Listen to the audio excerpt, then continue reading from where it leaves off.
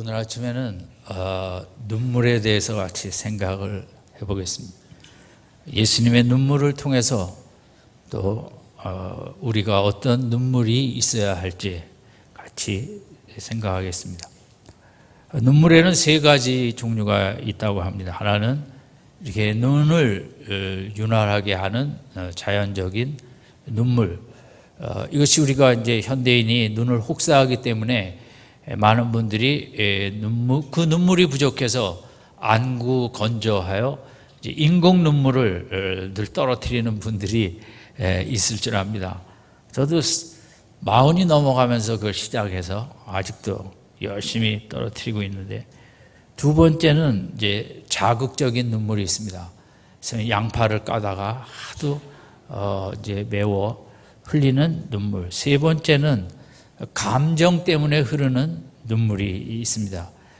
동물과 달리 인간은 이제 이 세 번째 축복을 받았습니다. 우리는 기쁠 때, 환희가 넘칠 때 아이들이 공부를 잘해서 1등을 받아오면 눈물이 나고, 축구에서 이기면 눈물이 나는 기쁨의 눈물과, 태국 소년들처럼 이제 정말 힘든 자리에서 구조받았을 때 우리가 모두 기뻐하는 눈물도 있고, 때로 남편이 속상하게 해서 흘리는 그 감정적인 눈물. 동물들은 이런 눈물이 없고 우리 사람에게만 눈물이 있는 것입니다. 그리고 이제 호소할 때 자녀에게 엄마가 정말 정신 차리고 잘하자고 눈물로 호소하죠.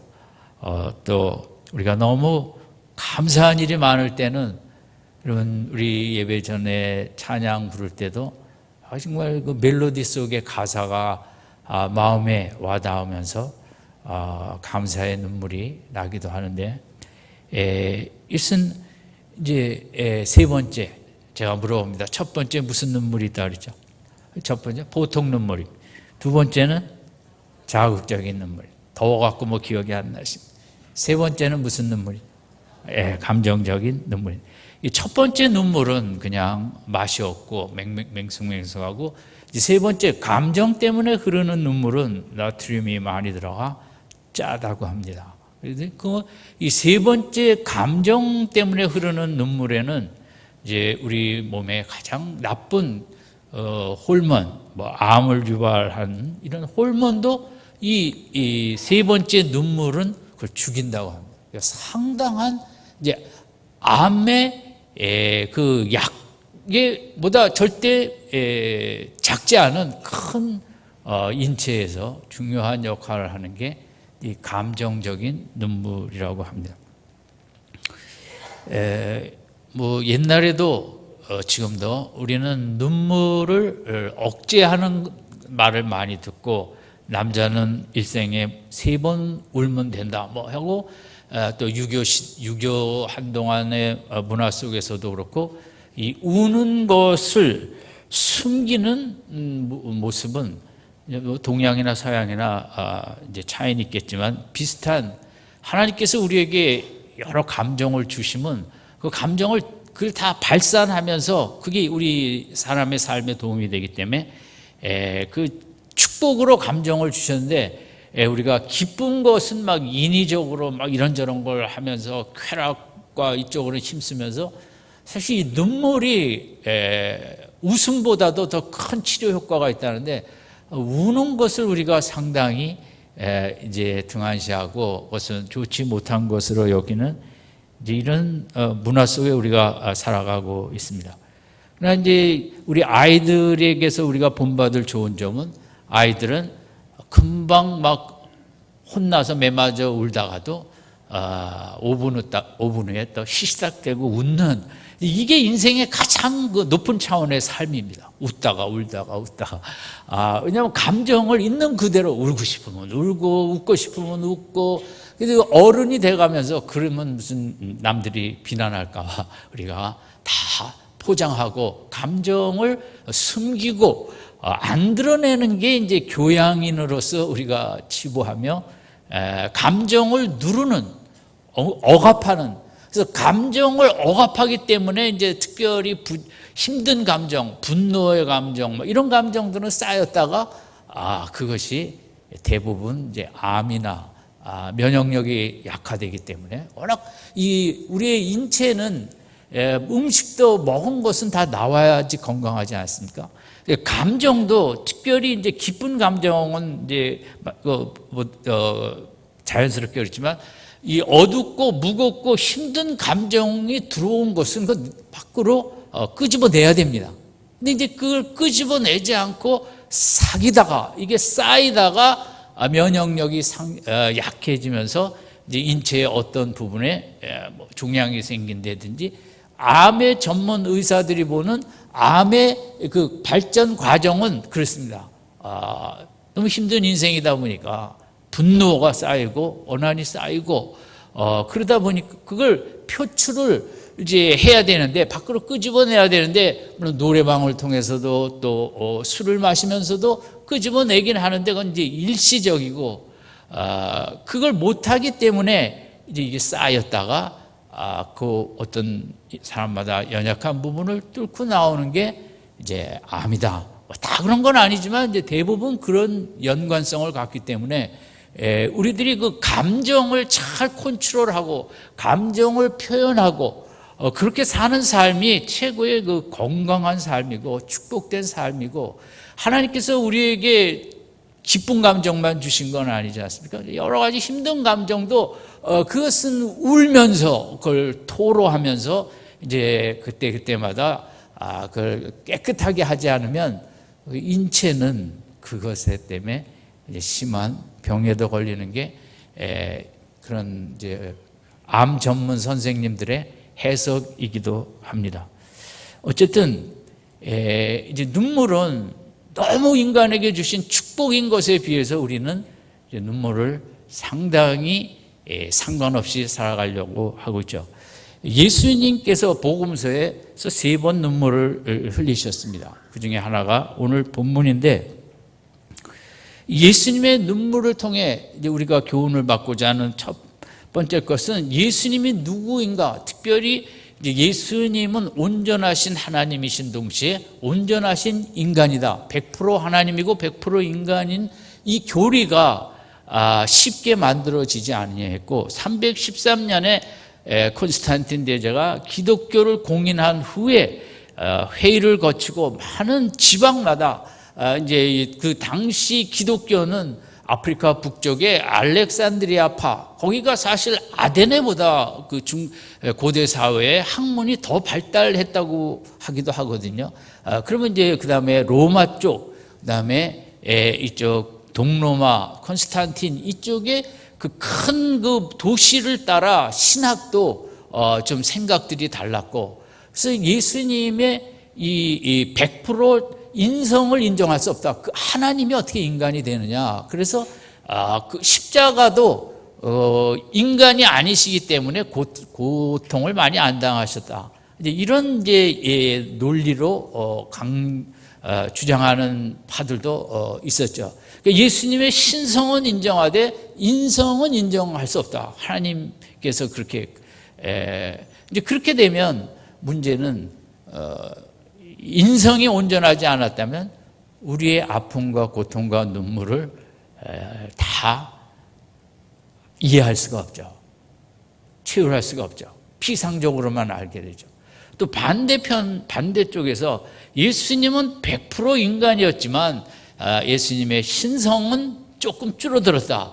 이렇게 얘기하면 인간이 십자가를 진 거 아니에요? 그러면 4대 성현으로 가는 것입니다. 훌륭한 인간으로.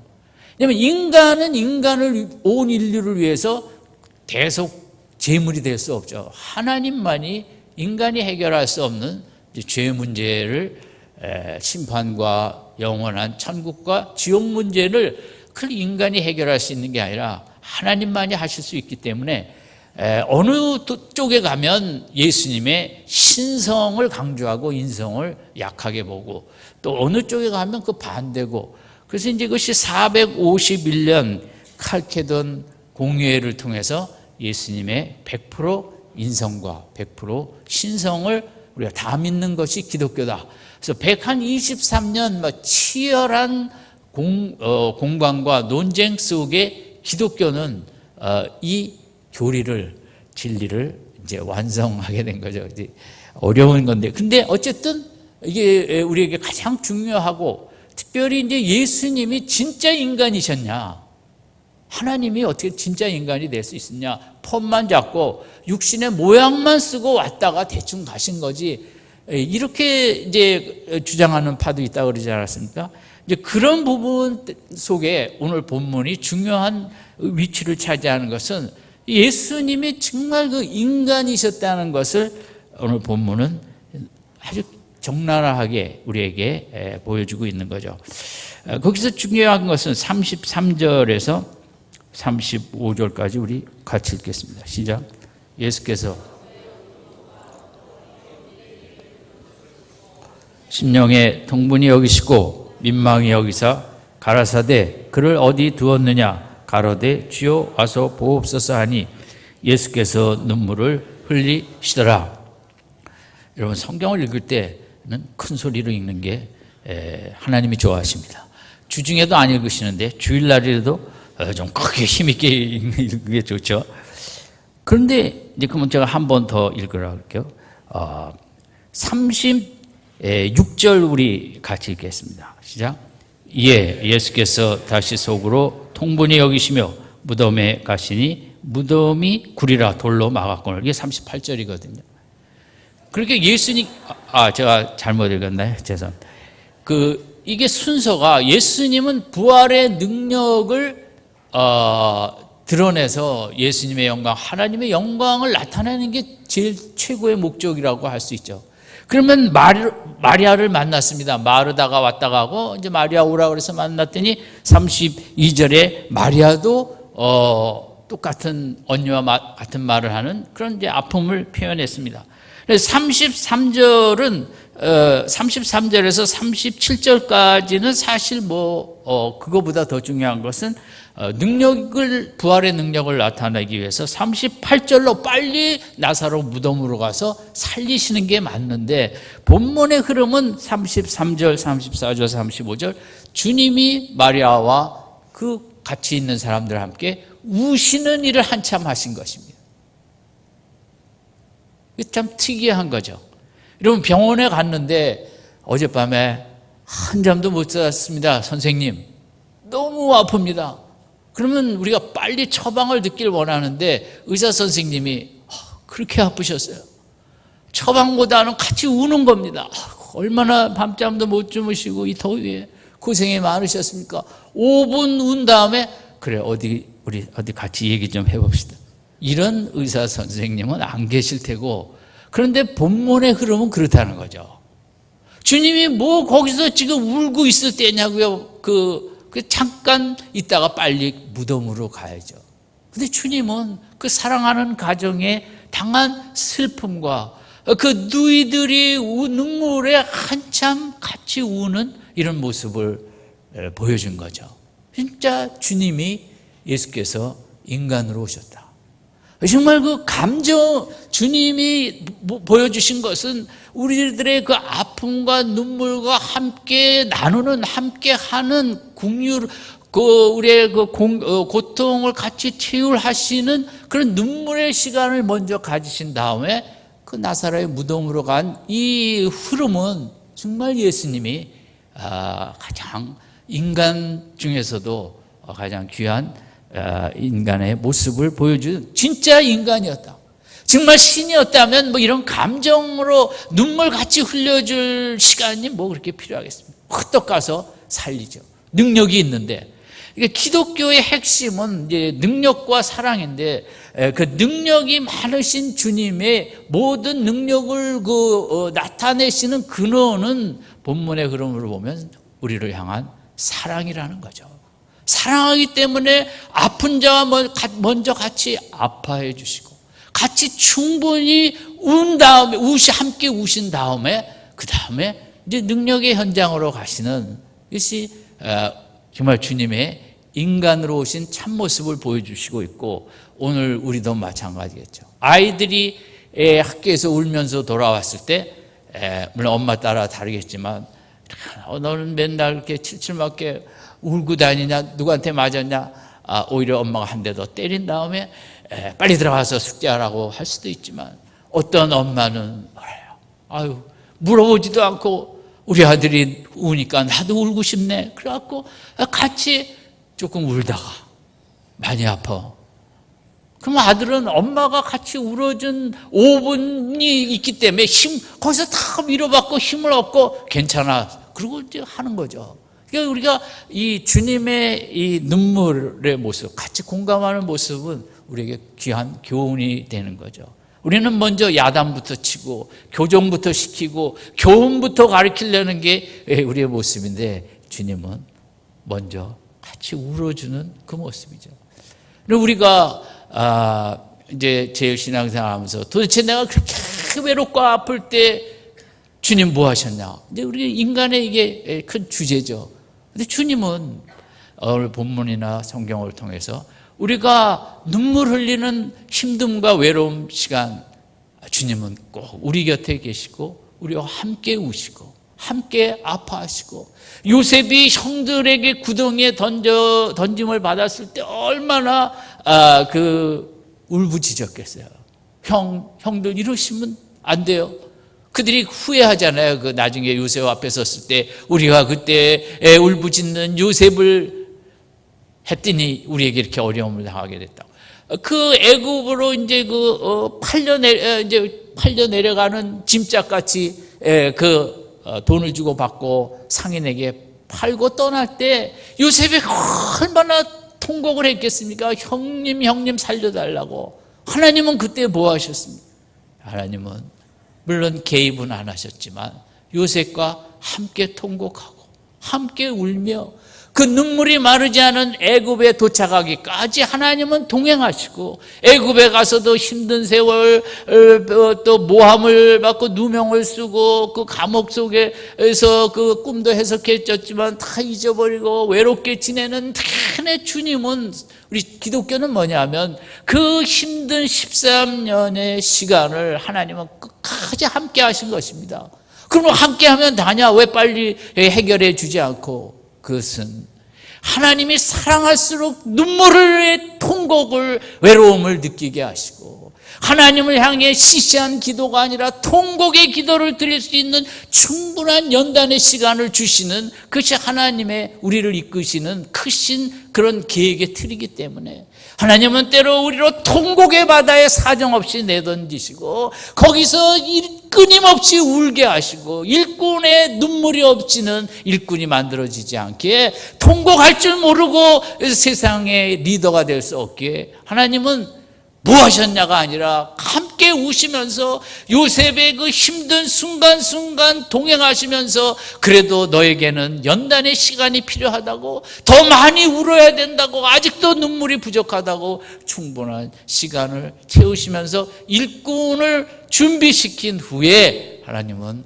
한순간에 애굽의 총리 대신으로 올리셨습니다. 이러면 우리가 하나님의 자녀, 하나님이 다 좋은 것만 주시는 게 아니라 우리로 통곡의 강에 우리가 떠내려가게 하시고 통곡의 바다에 우리를 집어 던지십니다. 성경의 하나님은 그게 다가 아니라 그 속에서 하나님은 우리와 함께 아파하시고 우시고 눈물 흘리시고, 그러나 하나님의 때가 있기 때문에 내 계획이 있단다. 너를 좀 더 귀한 인생, 귀한 일꾼 만들기 위한 내 때가 올 때까지 내가 함께 울고 함께 통곡하며 할 테니 낙심하지 말고 끝까지 믿음으로 나아가야 된다. 아멘. 주님은 여러분 앞으로도 우리가 아플 때마다 구원해 주시지 않습니다. 눈물 좀 흘렸다고 다 문제 해결해 주지 않습니다. 하나님이 보시기에 귀한 인생 되기 위한 눈물의 양이 있고 통곡의 양이 있는 것입니다. 함께 울어주시고 함께 눈물 흘리시는 하나님. 오늘 본문은 이게 주님이 같이 우시잖아요. 아무 얘기도 안 하시고 그 애통의 표정으로 그냥 우시는, 정말 우리의 인생의 믿음의 사람에게 이제 참 귀한 모델을 보여주셨다. 주님의 눈물이. 주님의 눈물의 의미는 세 번째, 네 번째는 이제 사망의 세력과 죄의 세력 앞에 꼼짝 못하는 인생을 향한 불쌍한 여기시는 눈물이죠. 정말 인생이 이렇게 연약하거든요. 여러분, 하루라도 뉴스 속에 어처구니 없는 죽음의 뉴스가 없는 날은 없는 것 같습니다. 교통사고든 재해든 또 신문에 나타나지는 않지만 얼마나 많은 질병들이 속에 목숨을 잃기도 하고 하루아침에 암말기라는 판명도 받는 주님의 눈물은 인생이 너무 딱한 것입니다. 그래도 저희는 나라라도 잘 만나 힘들어도 이렇게 살지만 아프리카와 동남아시아 여행을 가면 필리핀도 그렇고 얼마나 정말 고통의 인생들이 많습니까? 온 세상에. 잘 사는 나라에는 없습니까? 제가 25년이나 됐죠. 제가 밴쿠버에 한 해 있었는데 그 밴쿠버 다운타운에 이렇게 정신병자들이 많이 있었어요. 전 처음에 이렇게 살기 좋은데 무슨 정신병자들이 다운타운에 이렇게 정말 다운타운에 이렇게 정신을 잃은 사람들이 불쌍한 인생이죠. 어떤 충격을 받고 상처를 받고 정신을 잃어버리고 이 모든 근원의 주님의 눈물 속에는 이게 다 죄로 인한 이런 인생의 고통임을 생각하며 주님은 또 우시지 않을 수 없었어요. 원인을 아시기에 우리도 세상 소리 들으면 다 세상에 저런 죄를 짓다니 인간이 연약하기 때문에 교양으로 죄를 이길 수 없고 학벌로 죄를 이길 수 없고 재벌이 됐다고 해서 죄를 이길 수도 없고 죄 속에 쓰러져가는 인생들, 정말 죄가 온 인류의 최고의 난적이죠. 학문과 의학과 과학과 기술이 발전하는 것보다 죄는 더 빨리 발전하고 영향력은 이런 과학기술 이런 영향력보다 죄의 영향력은 더 많아지고 나라는 나라들마다 자기 중심의 민족주의를 내세우고 그리고 지도자는 자기가 제일 자기 나라 지도자가 잘한다고 생각하고 있지만 우리가 볼 때는 어느 나라 지도자도 다 정말 치우쳐 있고 합당한 온 지구 세상 중심보다는 내 나라밖에 모르는 인격은 아주 준비되지 않은 나라가 핵무기를 갖고 있고 그걸 갖고 큰 소리치고 이 죄가 이 인류 역사에 앞으로 무슨 일을 할지 이러면 결국 인류는 죄 때문에 전체가 멸망할 거라는 과학, 기술, 폭탄은 그렇게 만들어 놓고 그것이 문제가 아니라 죄가 어느 순간 충동을 할 때 1, 2차 세계대전에 1억 명이 죽었다면 사상했다면 6, 70억 한순간에 보내고도 남고 남는 핵무기가 이 땅에 있지 않습니까? 예수님의 눈물이 우리의 눈물입니다. 우리가 세상의 소식을 들을 때 이런저런 얘기를 들으며 우리 믿는 사람의 반응은 무엇인가? 그것 따라 비난할 것도 없고 욕할 것도 없고 인간이 한계가 여기구나. 그래서 예수께서 오셨구나. 예수님에 대한 감사의 눈물과 인류 역사의 방향을 잃어버리고 헤매이는 인간에 대한 불쌍한 눈물. 여러분, 이 시대는 웃음도 필요하지만 눈물이 필요하시다. 세상을 보며 내 자녀를 바라보며 거친 경쟁과 그런 스마트폰과 이런 것 속에 눌림을 받는 여러분, 불란서를 비롯해 얼마나 많은 나라들이 학생들을 스마트폰을 못 갖고 오게 합니까? 그게 국가적으로 아이들한테 너무 건강에 나쁘다는 거죠. 그러면 아이들이 건강에 나쁘게 자라나서 무슨 훌륭한 지도자들이 될 수 있겠어요? 울어야죠. 우리 아이들이 스마트폰을 이기지 못하는. 게다가 앞으로는 이 동성애 문제가 어떤 식으로 교육이 될지 모르겠네. 어제도 저희 교회가 속한 교단에서는 다 독수공 앞으로 목사들 오라 그랬어요. 근데 저도 마음은 원이로되 가다가 죽을까 봐 힘이 들어. 제가 가지는 못하고 가을에 했으면 제가 좀 갔을 것 같아요. 여름이 무더워서. 도대체 뭐가 뭔지 죄가 모든 옳고 그름을 무너뜨리고 우리는 이 시대에 주님을 닮아 눈물의 삶을 살아가야 되는 거예요. 또 하나는 주님의 이 눈물의 의미 중에 하나는 그냥 공개적인 석상에서 당시 랍비라고 최고의 스승으로 부름을 받는 예수님이 우셨다는 거죠. 너무 잘 울고 싶으니까 우셨어요. 그게 이제 훌륭한 거예요. 오늘 우리는 그게 안 되잖아요. 울고 싶다고 울으면 회사에서 쫓겨나겠죠. 뭐야 이게. 주님은 많은 사람들이 보는 가운데 최고의 랍비요, 최고의 선지자, 능력이 많으신 분이 지금 이렇게 눈물을 흘리시는 게 그 뭐 동양적인 체면 사회에 그 가당치도 않고 있을 수 없는 일이죠. 주님의 참 그 모습, 그 눈물의 모습은 가식이 아니라 그냥 사랑하는 가정에 어려움을 당하니까 울고 싶으니까 그냥 우시는 이 참 모습이 너무 어떻게 보면 귀하고 아름답고 오늘 우리에게 필요한 거죠. 이 시대의 문제는 감정을 표현 안 하는, 기쁜 것만 하려고 이제 하는 거예요. 인간의 몸은, 육체는 감정을 담는 그릇이라고 누가 했습니다. 인간이 감정을 담는 그릇이 몸에. 그런데 그 감정을 아까 말씀드린 것처럼 잘 끄집어내야 되는데 현대 사회에 특히 끄집어내지 못하기 때문에 우리 아이들은 20살이 될 때까지 입시 지옥의 경쟁을 겪어야 됩니다. 긴장을 풀 수가 없는 거죠. 초긴장, 늘 시험 속에. 이러면 스트레스는 적당한 휴식이 있으면 그렇게 좋다 그래요.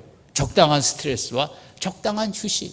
그런데 우리 아이들이 공부 스트레스만 받지 적당한 휴식을 못 누린 채 방학은 의미를 상실한 지 오래되고, 그래서 대학교를 갔더니 이제는 이 취업의 스트레스 때문에 대학생의 낭만도 없고 그냥 뭐 죽어라 성적, 시험, 점수 경쟁을 해야 되는, 우리가 이 긴장감, 초긴장. 그래서 회사에 들어갔더니 이제는 또 실적과 그런 능력의 비교, 성과급이 다르니까. 그러면 인생의 이 초긴장은 도대체 몇 살에 가서 끝나느냐. 그러니까 그 초긴장이 쭉 이어지면서 인간의 생기는 사라지고 면역력은 약해지고 30대, 40대 암에 공격을 받기도 하고, 요즘 또 머리칼도 그렇게 많이 빠진다 그래요.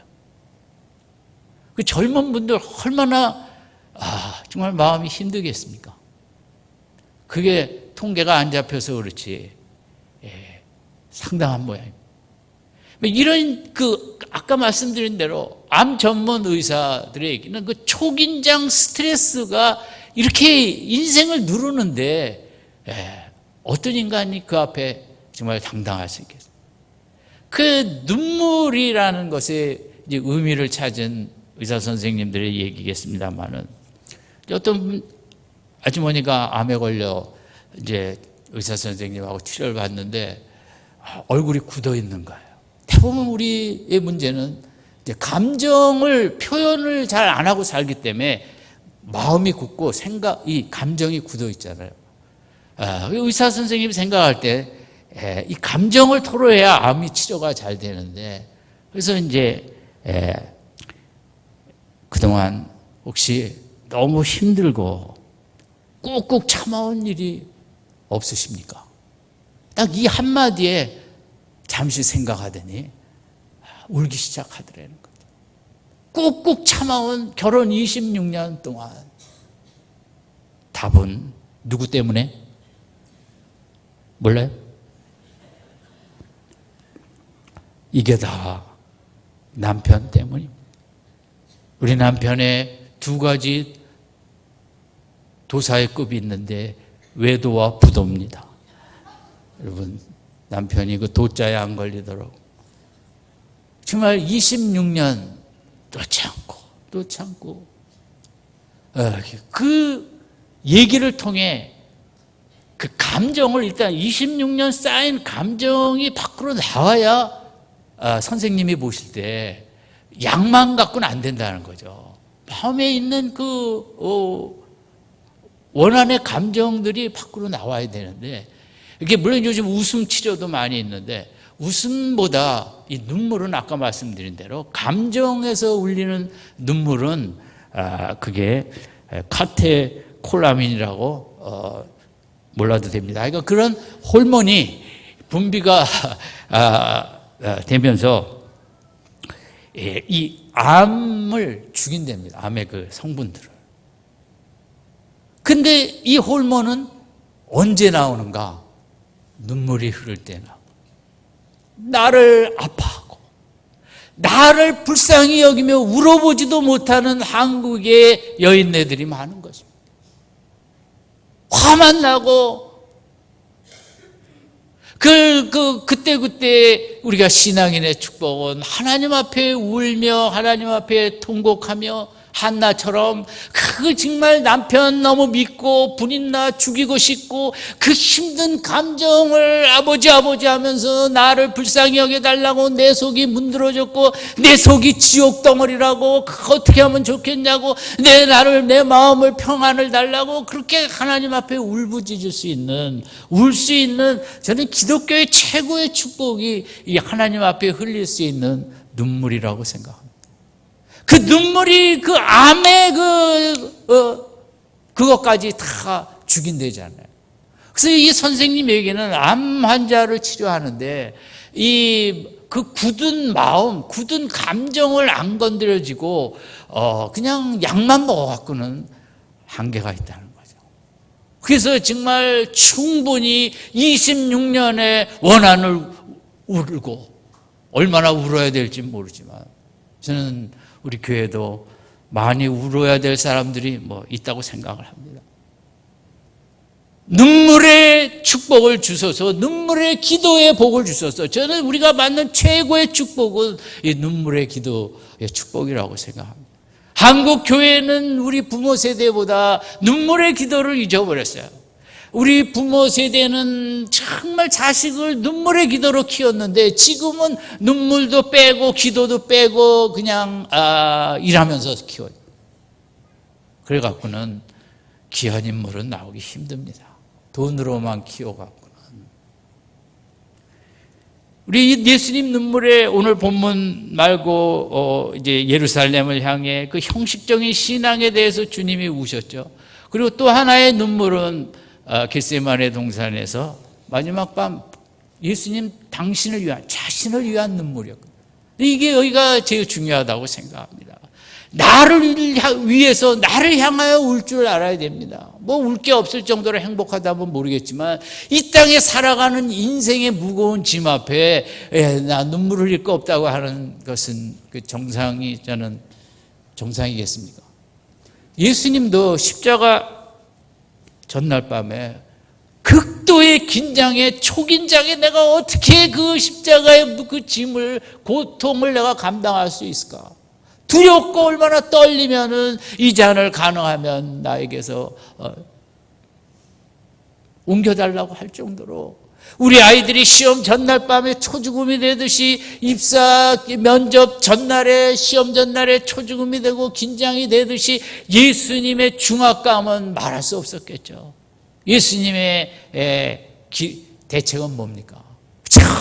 하나님 붙잡고 통곡하는 거죠. 히브리서에 있는 대로 예수님은 그렇게 하셨잖아요. 심한 통곡과 눈물로 간구와 소원을 울렸다. 그동안도 그러하셨겠지만 마지막 밤은 정말 아버지가 도와주시지 않으면 내가 어떻게 그 짐을 지겠냐고 울며 불며 통곡하며 옆에 제자들 3명, 그 바깥에 8명 듣도록 정말 통곡의 눈물에 기도를 드렸죠. 그랬기 때문에 저는 그 눈물 속에 모든 무거운 감정을 다 끄집어냈기 때문에 다음날 십자가의 짐을 질 수 있지 않았나 생각합니다. 우리도 이 시대를 감당하기 위해서 내 힘으로는 안 되고 내 속에 있는 것, 내 자녀 속에 있는 것 다 끄집어내야 자녀들이 내가 인생을 참 평안하게 복되게 걸어갈 수 있는데, 하나님 눈물의 통곡의 기도에 축복을 주시옵소서. 아멘.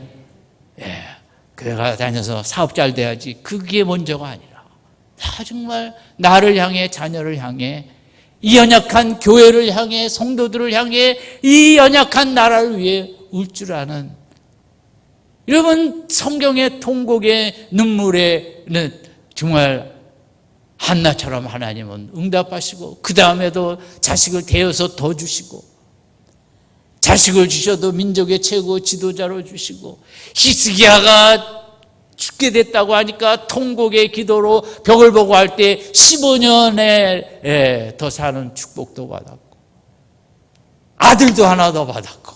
여러분 통곡의 기도, 하나님께서 인위적인 통곡의 기도가 아니라 정말 하나님을 내 힘으로는 숨을 쉴 수 없다고 역사해 달라고 눈물로 통곡으로 하나님을 이렇게 매달리는 이 기도를 귀히 여기시죠. 주님은 이 땅에 오셔서 물론 귀한 말씀도 하시고 이적도 베푸셨지만, 저는 주님의 눈물이 우리에게 너무나 귀한 의미와 메시지를 우리에게 주고, 우리도 이렇게 살아야 된다 하는, 눈물로 살 줄 아는 그런 모델을 제시하셨습니다.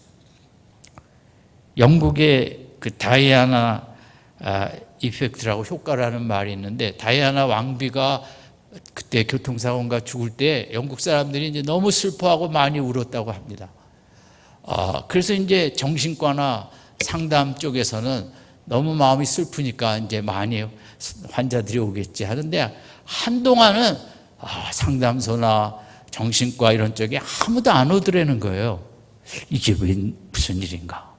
그러니까 영국 국민들이 그때 많이 울었기 때문에 많이 치유가 됐다는 거예요. 역으로 자기의 어떤 문제들이. 그래갖고 상담과 정신과가 문을 닫아야 될 정도로. 그러면 참 이렇게 이 건강해진다는 것, 저는 우리나라도 국민들이 더 건강해져서 날이 갈수록 병원이 줄어드는, 이렇게 얼마나 큰 축복이겠어요. 그리고 그것이 눈물로 인한, 눈물이 우리 속에 있는 그 응어리진 감정들을 다 녹여버리기 때문에 그런 귀한 축복을 이제 영국 사회에 있었다는 거거든요. 이런 말씀을 정리합니다. 우리 육체는 무엇을 담는 그릇이라 그랬죠? 더워서 다 잊어버리셨어요. 따라합시다. 육체는 감정을 담는 그릇이다. 이 한 주간 여러분 원하든 원치 아니하든 좋은 감정보다 힘든 감정이 더 많이 담길 것입니다. 해결할 줄 모르면 골마가는 거죠. 몸이 풀려야 뭐가 되는 거죠. 감정을 풀어줘야죠. 대책일 어떻게 노래방 갈까요? 수련회는 좋겠죠. 수련회요. 제가 이번 수련회 가서 좀 통곡의 기도를 좀 하고 와야겠다. 그렇게 생각을 합니다. 성도님들 가시는 분들만. 여러분, 얼마나 힘든 감정이 하루에도 얼마나 많이 쌓입니까? 주무시기 전에 하나님 앞에 정말 내 속에 저는 이런 힘든 것 다 깨끗이 정리하고 편안한 잠을 자고 새 아침을 맞이하길 원합니다. 그래서 주님 앞에 나아가, 인생이 이렇게 힘이 듭니다. 세상이 이렇게 무겁습니다. 눈물 몇 방울이라도 하나님 앞에 흘리며 내 속에 쌓이는 힘든 감정들 다 끄집어내며 평강과 기쁨과 자유함 속에 이 무더위를 뚫고 복된 한 주간을 지내시기를 주님의 이름으로 축원드립니다. 주님의 눈물의 의미 다시 한번 생각하시고 웃기도 해야죠. 웃음과 눈물이 내 속에 끊이지 아니하는 귀한 인생 되시기를 다시 한번 주님의 이름으로 축원드립니다. 기도하겠습니다.